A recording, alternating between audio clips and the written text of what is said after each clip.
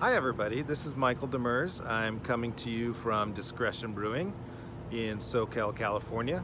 I'm outside in the beer garden right now.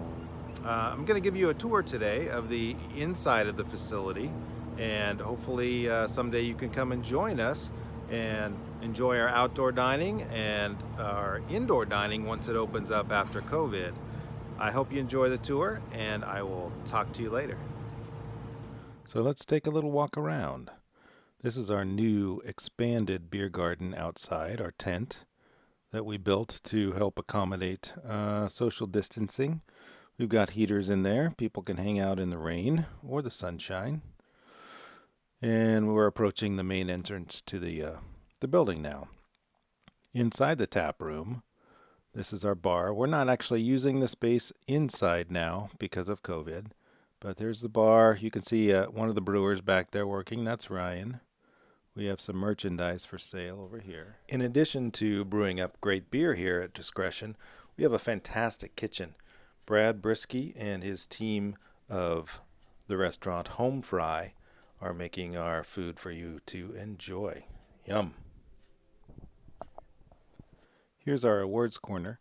We've received many medals and accolades over the years, both domestic and internationally. Hey everybody, this is Michael. I'm here with Jack today at Discretion Brewing, and he's going to tell us a little bit about the brewing process.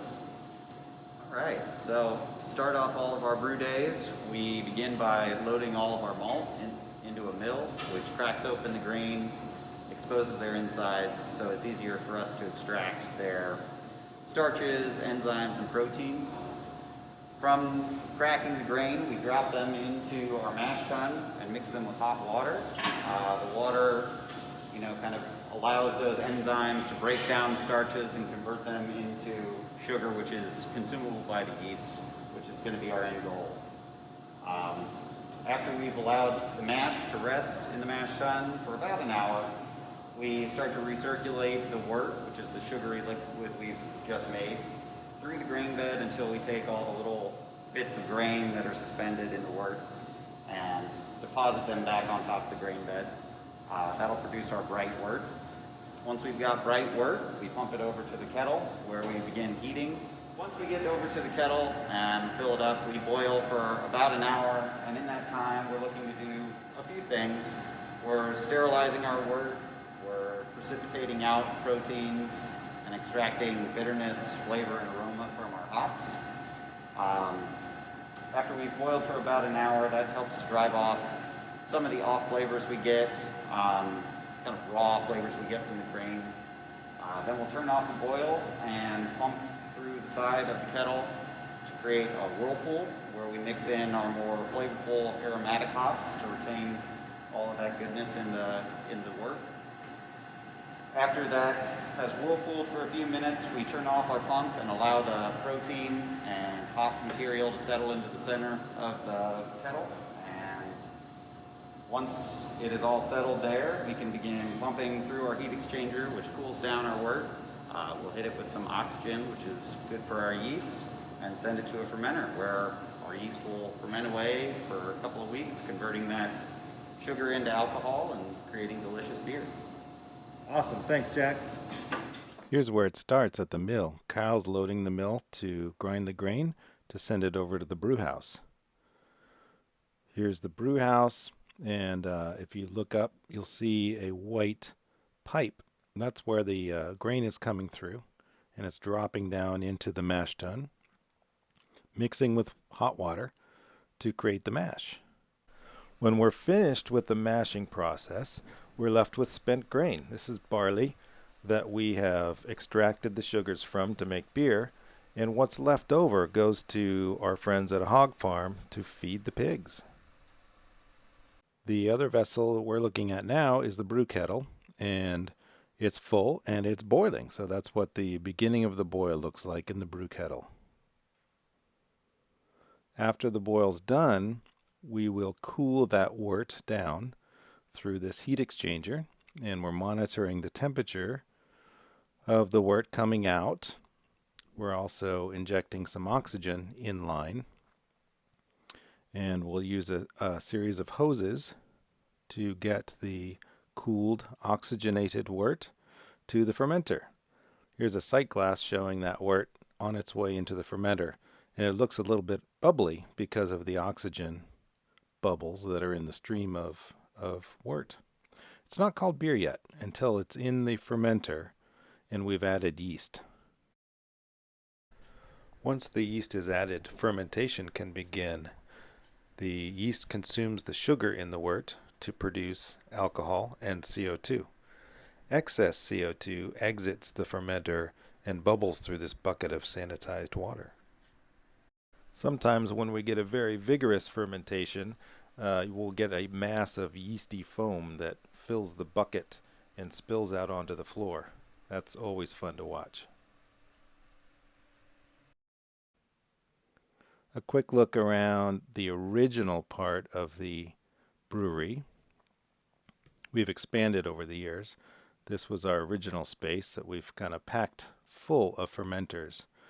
There are a couple of different sizes in here, 20 barrel, and the smaller ones are 10 barrel. 10 barrels, 310 gallons.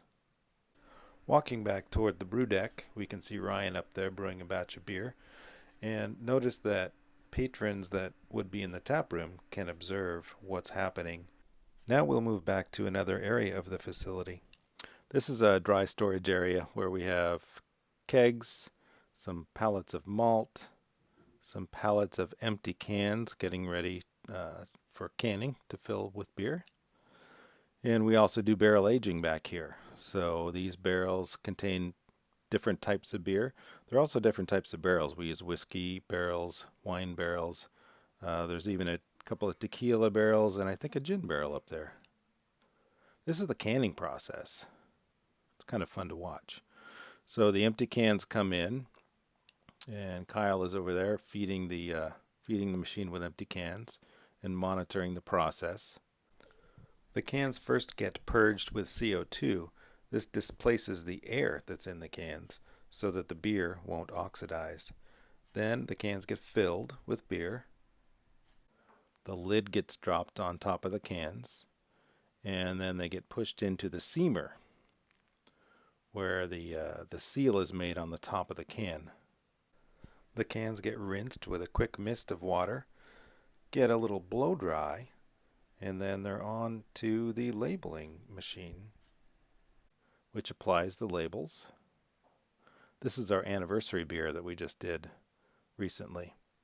That's Emily saying hi. She's doing the pack off operation, pulling those cans off, putting them into cases, and putting those carriers on them, the black tops.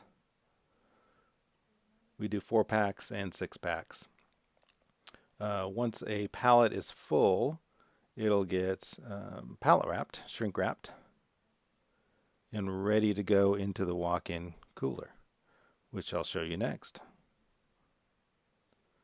This is inside the walk-in where we store all of the beer. There's bottles, kegs, and cans of beer, and it's here awaiting delivery to our customers, both through our tap room and delivery to our wholesale customers.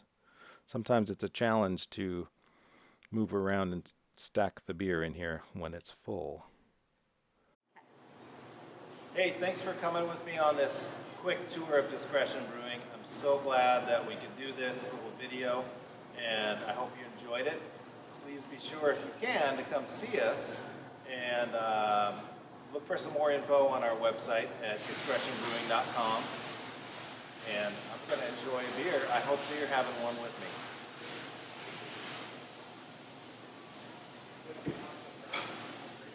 Cheers.